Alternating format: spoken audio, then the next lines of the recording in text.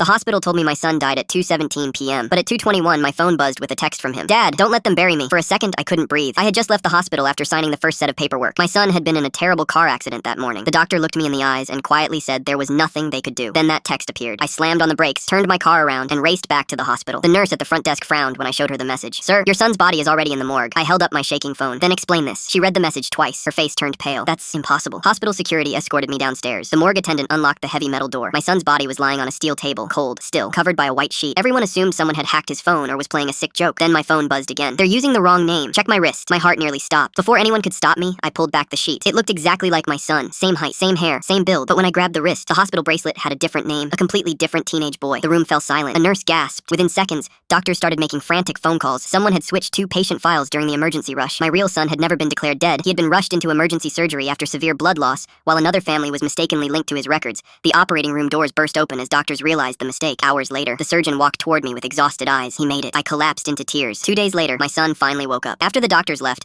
I asked him the one question I couldn't stop thinking about. Did you send me those texts? He looked confused. My phone wasn't even with me. It was found in your backpack, I replied. He slowly shook his head. Then he whispered something that still gives me chills. While I was unconscious, I kept dreaming that I was trapped in a dark room. I could hear you walking away. I kept screaming, Dad, don't leave me here. The doctors blamed the entire incident on a paperwork error during a chaotic emergency. The police said the mysterious texts were probably caused by a software glitch or delayed network messages. Maybe they're right. Maybe there's a perfectly logical explanation. But even today, those 2 messages are still saved on my phone. No sender information, no location, no record of how they were delivered. And every time I read them, I think about one terrifying truth. If I had ignored that first text, I would have buried someone else's child. So tell me, who do you think really sent those messages?